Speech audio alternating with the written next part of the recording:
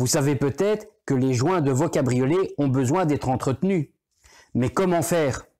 Je vous montre ça juste après.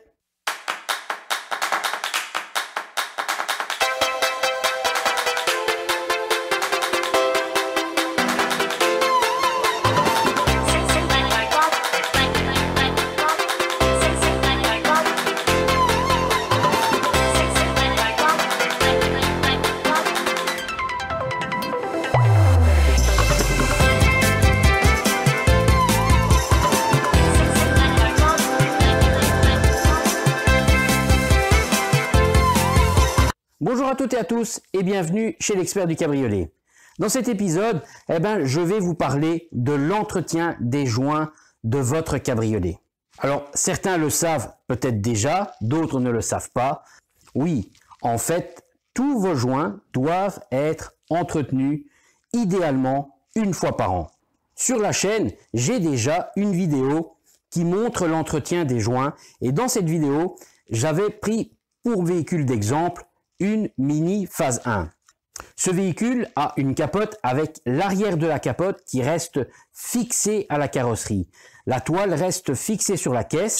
On a une articulation sur tout ce qui part de l'avant et ça vient se loger à l'arrière du véhicule, parfois en superposition, un peu comme sur la Golf 1, comme sur la New Beetle, où la capote reste fort visible de l'extérieur. Beaucoup de voitures des années plus anciennes, des années 80, des années 90, 90 pour les amis français, on avait ce genre de capote qui restait visible de l'extérieur, qui superposait l'arrière de la voiture. Ça, c'est une génération, c'est un type de voiture. On a une autre famille, c'est les cabriolets avec un bac de rangement. Bac qui sert à vraiment permettre à la capote d'être totalement cachée dans le véhicule. On ne voit rien de l'extérieur. C'est ce que cette Opel Astra G possède comme type de fonctionnement, mais on a retrouvé ça également chez BMW, que ce soit la E30, la E36, la E46. En fait, chez BM, ça a toujours été comme ça.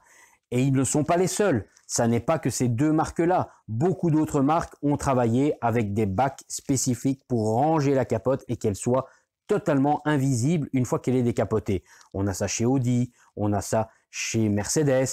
On retrouve ce type de fonctionnement de capote dans un grand nombre de marques de voitures. Et pour le coup, l'entretien de ces capotes-là, il y a un petit peu plus de joints, puisqu'il y a plus d'éléments mobiles, donc plus de joints pour permettre une bonne étanchéité à toutes ces parties articulées. Je vais vous montrer ça en faisant un petit récapitulatif de ce qui est toujours le même et de ce qui change sur les versions comme ici. Donc voilà ici notre Opel Astra G, notre modèle du jour. Donc on voit bien que ça, c'est les versions de cabriolet où la capote rentre complètement dans un bac. Il n'y a plus rien qui est visible. Alors en plaçant la capote de cette manière-ci, vous avez un accès très facile à la partie avant. Donc le joint de baie de pare-brise qui fait en réalité le tour complet de la voiture. Donc c'est le joint ici qui est en contact direct avec la partie avant, la casquette de la capote. Le joint continue ici tout le long de l'entrée de porte. On a tout le tour jusqu'ici. On a bien souvent des petits manchons de butée de chaque côté au niveau des raccords. On a en face, donc sur la portière, également un joint ici, faire le tour de la porte, remonter. On a également une butée manchon ici. C'est idem sur la porte en face passager. Le joint ici continue tout le long et on repart, même chose de ce côté-là. Ne pas oublier le joint ici, le long de la vitre. Alors ça, on le retrouve sur tous les cabriolets, qu'on ait une capote qui rentre dans un bac ou pas. La différence, elle va se situer à ce niveau-ci, parce que là, derrière, on aura forcément un joint sur la caisse et un joint en dessous de capote. Quand la capote est posée sur le haut de la carrosserie, il doit avoir un joint entre les deux éléments pour éviter qu'il n'y ait un passage d'eau. On va voir ça un petit peu après.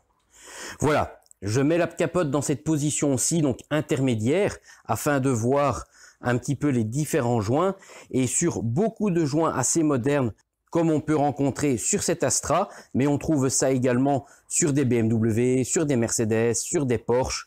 En fait, le joint, la partie ici, la partie principale, n'est plus en caoutchouc simplement, mais elle est habillée d'une feutrine. On voit qu'il y a un duvet par-dessus. On retrouve ça vraiment sur des voitures qui ont monté en gamme. Dans le temps, on n'avait vraiment que du caoutchouc, comme on peut voir ici, du caoutchouc simple, pur, sans aucun habillage. Et on constate que la partie qui, elle, va être en contact avec la vitre est habillée de feutrine. Donc toute cette partie-ci s'appelle une feutrine, un espèce de duvet qui protège la vitre, donc ça ne la griffera pas, et également ça protège le joint. Donc dans le cas présent de cette voiture-ci, c'est cette partie-ci, la partie supérieure du caoutchouc qu'on doit traiter. La partie où il y a de la feutrine, vaut mieux pas mettre de produit parce que du coup le caoutchouc va boire ça très difficilement et on va plus salir que protéger. Donc sur la partie haute, vraiment on a le joint qui est sur le haut, donc il est caché par la toile de capote quand elle est mise en place. Donc c'est ça qu'il faut la mettre dans cette position-ci intermédiaire pour pouvoir accéder à ces différentes parties. Donc on en a une ici sur le premier joint, une ici sur le second, et le troisième morceau de joint est totalement incrusté dans l'armature et derrière la capote, on n'y a pas accès. Donc ici on a un et deux éléments à faire. Sur la partie avant, on n'a pas de joint puisqu'il est au niveau de la carrosserie. Donc, une fois que vous avez fait les deux petits éléments latéraux, on continue la manœuvre pour aller plus vers l'arrière du véhicule. Voilà, on remet la capote dans une autre position, celle-ci, avec le cul levé et le couvercle ouvert, pour accéder principalement au joint du bac à capote. Donc ici, on voit, c'est le joint qui va recevoir le couvercle quand il vient se poser dessus. Donc ce joint a aussi pas mal d'importance. On peut voir que ici, ça n'a pas encore été fait. On peut voir qu'ici, on a une accumulation, la saleté peut s'engouffrer par la petite fente et on a du dépôt, donc c'est bien de nettoyer ça et de traiter, entretenir le joint. Ça permet également au caoutchouc d'être bien souple et d'empêcher l'eau de passer par-dessus et d'avoir de l'eau qui peut rentrer dans le bac. Alors le joint ici, il est très simple, il démarre ici au niveau du coin, souvent près de la butée caoutchouc, qui fait pied avec le montant B. Le joint démarre ici et fait tout le tour complètement jusqu'à son opposé en face. Sur le couvercle, on n'a pas de caoutchouc, c'est la carrosserie uniquement. Et côté capote, vous avez également un joint qui se trouve sous le dernier élément. Donc c'est la partie mobile qui va venir reposer sur le dessus du couvercle. Ici en dessous, on a également un joint qui lui en fait démarre au niveau des montants. C'est le joint qui part ici, qui redescend jusqu'au pied, qui remonte, qui fait tout le tour du cul de capote et qui va rejoindre l'autre côté. Sauf qu'on a une partie de ce côté-ci où on a de la feutrine. La partie vraiment caoutchouc démarre ici dans le bas. Cette partie-ci, ça c'est le caoutchouc qui démarre. On voit bien que ici on n'a pas d'habillage feutrine, c'est le plastique caoutchouc standard comme on voit sur beaucoup de cabriolets. C'est cette partie-là qu'on nourrit, qu'on nettoie, qu'on traite sur toute la longueur. Attention de ne pas salir les tissus parce qu'on est vraiment juste à côté. On a moins d'1 centimètre entre les deux. Voilà, comme je vous disais, une fois que la capote est totalement refermée, le joint que je viens de vous montrer, c'est le joint qui est là-dessous, qui vient lui faire l'étanchéité sur le dessus du couvercle. Le couvercle, lui, vient poser sur le rebord de son bac à capote pour faire l'étanchéité entre la carrosserie et le couvercle. Et ce que je vous disais également, une fois que la capote est fermée, on n'a plus de visibilité et plus d'accès sur les parties caoutchouc du haut des joints. Donc ça veut dire que ces joints-là souffrent un petit peu moins que quand on est totalement exposé en permanence, comme par exemple le joint de vitre qui lui est tout le temps visible. Le cas d'avoir de la feutrine comme ça, c'est pas sur tous les modèles, hein. On peut voir l'ancienne vidéo avec les joints de la Mini, on n'avait pas de feutrine. Donc la Mini a beau être aussi considérée comme une voiture haut de gamme premium, on a des joints en caoutchouc tout à fait classiques qu'il faut entretenir. La preuve, le fameux problème qu'on a à l'arrière des Mini, la craquelure sur tout le joint périmétrique du bas de capote. Alors pour l'application du produit pour les joints, j'ai un stick prévu à cet effet qui permet d'avoir une utilisation facile et pratique et un rangement également simple vu son petit conditionnement. La mise en place se fait tout simplement avec un chiffon microfibre classique ou un vieux gant de toilette, un chiffon en coton de préférence. Évitez des tissus qui n'imprègnent pas. Si le produit n'est pas bu, ça va pas s'étaler facilement et vous allez pas vraiment avoir une facilité à appliquer le produit sur le caoutchouc. Alors, petite astuce supplémentaire, petit conseil plutôt sur cette voiture-ci, et c'est en règle générale sur beaucoup de cabriolets modernes avec des capotes full automatique ou même déjà semi-automatique, c'est de faire un maximum de choses avec la capote dans une des deux positions. Par exemple, sur celle-ci, une fois que la capote est fermée, on a très peu d'accès. Mis à part les deux petites vitres triangulaires et les entrées de porte, une grande partie des joints ne sont pas accessibles. Donc moi, ce que je conseille, c'est d'ouvrir totalement la capote, complètement décapotée. On a accès à ce moment-là à tout le joint du haut de pare-brise, les entrées de porte, les vitres triangulaires, les deux portières droite et gauche. Une fois que tout ça est fait, à ce moment-là, on entame la fermeture de capote, on la met en position milieu et c'est là où je veux en venir. Il faut éviter de laisser la capote trop longtemps statique pendant son cycle d'ouverture ou de fermeture. Parce que c'est des voitures, à cette époque-là, c'est une voiture qui a 20 ans, donc à cette époque-là, on n'a pas autant de sécurité qu'aujourd'hui, mais il y en a déjà. Si la capote reste trop longtemps en position non ouverte ou fermée, donc quelque part pendant son cycle, au bout de X secondes ou X minutes, le délai n'est pas extrêmement long, elle va se mettre en sécurité, la pompe va se couper et elle va tomber en avant ou en arrière. Elle ne restera pas fixe sur la position et les vérins vont perdre la pression, vont tomber et on va désynchroniser tout le système. Donc ça peut poser problème. Pour des modèles plus anciens comme ici, l'ajustement ne se faisait pas exactement au millimètre, mais pour ceux qui ont des voitures plus récentes de 4-5 ans, voire même moins, là c'est relativement important parce que la désynchronisation peut se faire déjà au bout de quelques millimètres si on n'est pas pile poil à l'endroit où elle s'était arrêtée exactement au bon endroit. Donc un conseil, c'est soit vous êtes à deux et une personne reste près du bouton et dès qu'il y a un signal sonore, parce qu'en fait la capote prévient qu'elle va se mettre en sécurité, elle se met à biper.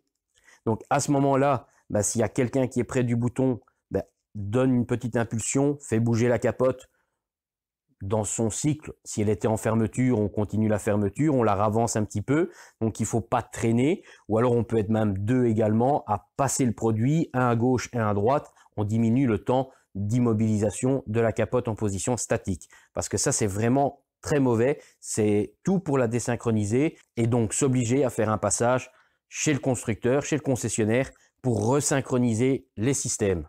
Sur les modèles plus anciens, on sait parfois le faire soi-même, mais vaut mieux s'éviter ce genre de tracas, surtout quand on n'a pas l'habitude. Donc c'est vraiment la mettre en position, intervenir le plus vite possible. Ici, on a pu voir que c'est vraiment deux petits joints à gauche, deux petits joints à droite. On la bascule pratiquement à fond pour avoir le couvercle levé et la partie dégagée à l'arrière. On fait le joint de bac. Là par contre, dans un état comme ici, il est assez mal en point. Il est plutôt relativement sale, vu les années qu'il a et qu'on n'a certainement jamais entretenu ce joint-là.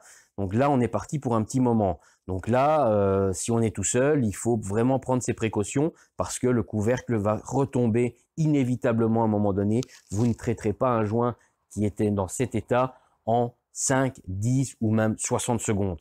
Ça va vous prendre beaucoup plus de temps. Et pour le joint partie haute, ce qu'on peut faire, c'est rabaisser le couvercle. Et à ce moment-là, c'est sur cette voiture-là, c'est vraiment le seul point réel d'équilibre de la capote. Là, je le dis parce que c'est par expérience, forcément. Ici, on a un peu de chance. Si le couvercle est totalement baissé et qu'on a l'arrière de la capote qui est bien mis à son point vertical, même si la sécurité s'enclenche et qu'il n'y a plus de pression, la capote va tenir en équilibre toute seule. Et quand vous remettrez le contact et vous remettrez la capote en route, elle va repartir comme si rien n'était. Parce que là, on aura vraiment cette partie-ci qui sera pratiquement à la verticale.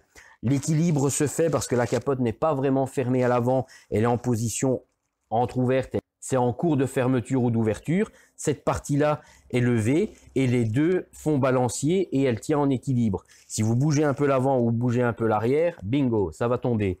Et le fait que le couvercle soit fermé, vous ne désynchronisez donc rien. C'est la seule étape sur laquelle on pourrait techniquement laisser la capote entrouverte. On a un accès sur le joint avant, on a un accès sur le joint arrière. On peut également avoir un accès sur les joints latéraux et un peu plus difficile, les deux joints ici sur ces parties-là. Mais il vous restera toujours un problème d'accessibilité, c'est le joint du couvercle arrière qui lui, il faut absolument l'ouvrir. Alors une fois qu'on a commencé à entretenir de manière plus régulière, ça ira plus vite. Ici par exemple, là je vais avoir un petit moment. Ça va pas se faire en quelques secondes comme je vous disais. J'ai pour plusieurs longues minutes déjà d'abord de nettoyage pour nettoyer le joint. Parce que oui, comme je l'ai déjà expliqué dans la vidéo précédente pour les joints avec la Mini, idéalement, il faut d'abord nettoyer le joint caoutchouc. Si vous traitez un joint caoutchouc qui est plein de terre, de sable, de poussière, de toile d'araignée et autres, vous allez pas vraiment faire pénétrer le bon produit. Il y a tellement de crasse déjà par-dessus. Donc la logique veut que d'abord on nettoie le joint. Donc l'idéal c'est un petit peu d'eau tiède, légèrement savonneuse avec un savon non abrasif et un HP idéalement neutre. Donc un petit savon de Marseille ou des choses comme ça. Mais si on peut le faire même carrément juste avec de l'eau claire, ça va aller. Maintenant, c'est vrai que si elle est relativement sale, qu'il y a un gros dépôt de poussière, de terre et d'amas d'un petit peu toutes sortes, là oui, il faudra essayer d'utiliser un petit peu d'eau savonneuse, la plus neutre possible, des HP le plus faible. Évidemment, c'est pour ne pas abîmer et dégrader le joint caoutchouc. Une fois que votre joint il est nettoyé, enlevé de toute saleté extérieure, à ce moment-là, bien sécher le joint. Et puis, on peut, à ce moment-là, passer le produit pour l'entretien des joints. Donc voilà ici, comme on a pu voir, il y a quand même un petit peu de travail sur certains éléments, surtout sur les parties qui sont un petit peu moins accessibles. Je vais m'occuper de ça. Voilà, on peut constater ici que notre joint, il est légèrement poussiéreux, mais il est très très mat. C'est la même chose pour la partie du haut. Alors, j'ai mis un peu de produit sur un chiffon en coton et du coup j'applique, je fais quelques petites appliques comme ça sur mon caoutchouc et à ce moment là je viens tout simplement étaler vraiment complètement bien sur les bords. Alors comme on peut voir, oui, j'ai mis des gants, comme ça m'évite d'avoir du gras sur tous les doigts vu que je dois faire pas mal de boulot différent pour le moment.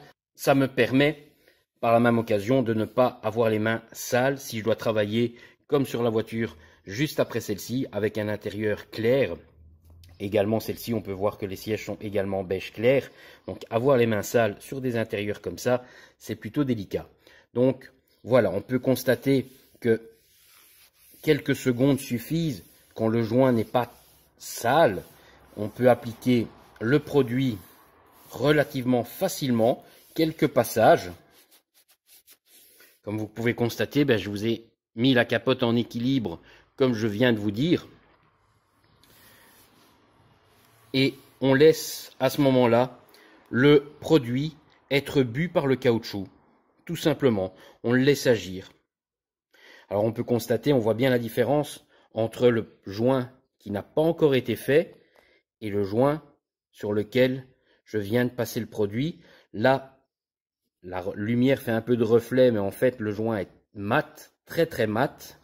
Et ici on a un joint qui est relativement satiné. Voilà, j'espère que ça se voit bien à l'image.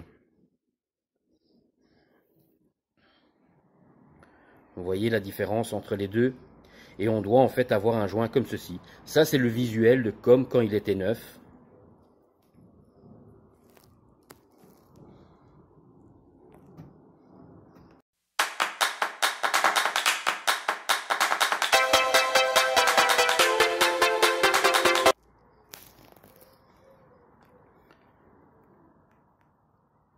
Voilà, maintenant on peut constater que les deux sont faits.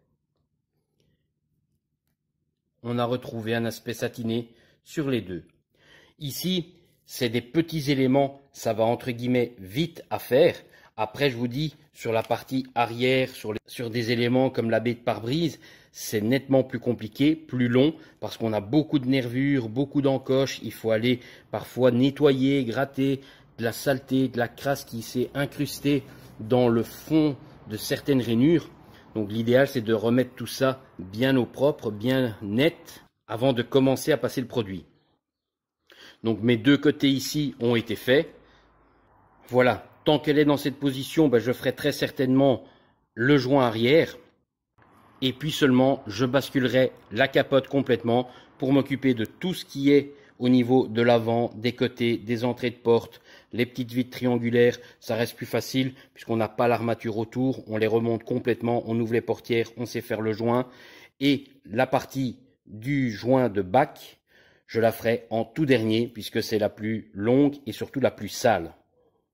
Voilà, quand je vous dis de bien nettoyer l'ensemble des rainures au niveau des joints, regardez pourquoi. Vous voyez ici, on a très certainement des insectes, peut-être des abeilles ou je ne sais quel insecte, est venu mettre toutes sortes de saletés, de terre, d'amas au niveau de la petite cavité, ce qui est en fait une gouttière. Dans cette partie-ci du joint, vous avez une petite gouttière, comme une gouttière de maison. Donc les eaux qui s'écoulent ou qui pourraient s'accumuler ou être dans cette zone, l'eau va venir sur les côtés, être récupérée par ici, rentrer dans cette petite gorge et couler tout le long pour aller au niveau des montants et couler au niveau du sol. Mais si votre gouttière est bouchée de cette manière, il y a une deuxième gouttière également ici plus basse. Si elles sont bouchées, l'eau ne pourra pas s'écouler, va revenir et vous allez avoir un goutte à goutte, voire un gros débordement si c'est des très grosses pluies comme on a eu ici récemment. Donc ça, évidemment, il faut le nettoyer, dégager le maximum avec un petit outil, idéalement en plastique pour ne pas abîmer le caoutchouc, aspirer le gros de la crasse et puis aller rincer tout ça, nettoyer correctement en profondeur. Je ne sais pas si on le voit bien, peut-être comme ça. Vous voyez, c'est vraiment rempli de... Je pense qu'il y a eu une abeille ou des fourmis ou quelque chose comme ça qui ont dû commencer à faire leur nid là-dedans. Et ça n'est pas rare, on rencontre souvent ce genre de choses. Des araignées, des petits insectes viennent colmater, boucher les trous d'évacuation, que ce soit à l'avant ou parfois à l'arrière du véhicule.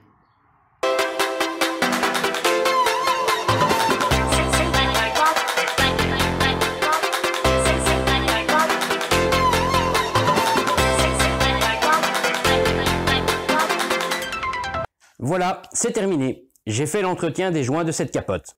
Comme vous avez pu voir, il y a toujours des petites surprises sur des autos comme ça qui ont déjà un certain âge, qui parfois ont eu des petits moments d'arrêt. Celle-ci, pour info, elle naviguait principalement entre le sud de la France et la Corse. Donc des régions de 1 très chaudes, des régions où il y a pas mal de petits insectes, que ce soit des araignées, des fourmis, des abeilles et autres, qui vont trouver un malin plaisir à aller se loger dans des petites cavités, comme j'ai pu vous montrer sur le joint côté droite, et venir faire un début de nid, tout simplement, et venir obstruer le trou avec ce qu'ils vont utiliser, de la boue, de la salive, de la terre, et venir vraiment colmater des petits orifices qui normalement sont des passages d'eau, et si on les bouche, on va générer des problèmes.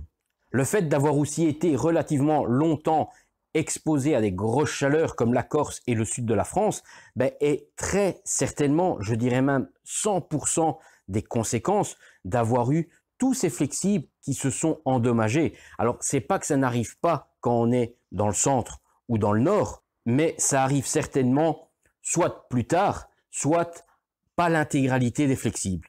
Donc voilà, ici cette capote est donc repartie au niveau de sa protection imperméabilisante et de ses joints pour 1 an.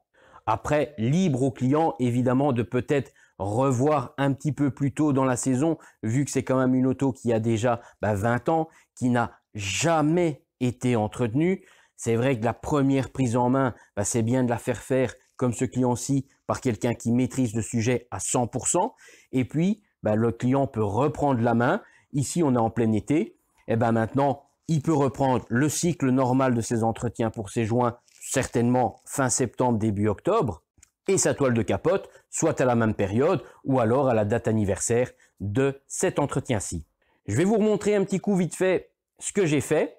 Donc voilà ici notre Astra. Je vais aller vous montrer directement la partie droite, là où on avait le petit bouchon, la petite surprise. Donc si on regarde maintenant, tout est bien dégagé, tout est bien propre, celle du bas, celle du haut.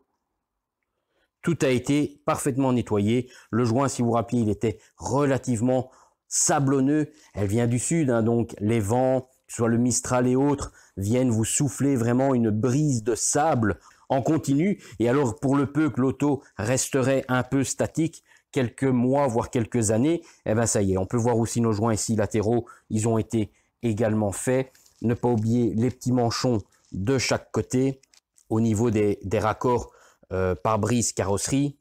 Voilà, j'ai réouvert le couvercle. On peut constater là maintenant que enfin on a retrouvé un joint propre.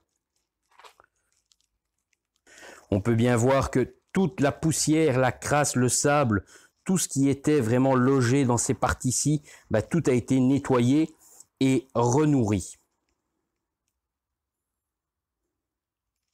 Voilà, on peut constater effectivement que le passif d'une voiture peut avoir et a une grande importance sur le vécu, l'utilisation, la vétusté et tout ça. Si c'est pas entretenu, ça se dégrade. On a pu voir le système hydraulique qui ne fonctionnait plus pour plusieurs raisons.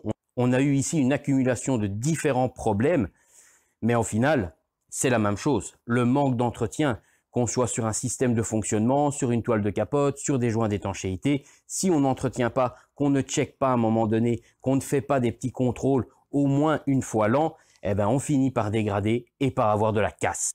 Voilà, cette voiture et ce client est à nouveau tranquille pour logiquement 1 année et après à lui, soit à reprendre la main ou à revenir à l'atelier. Si vous avez aimé cette petite vidéo, n'hésitez pas, un petit pouce bleu, n'hésitez pas également à vous abonner si ce n'est pas déjà fait. Et à bientôt pour une prochaine. Ciao, ciao.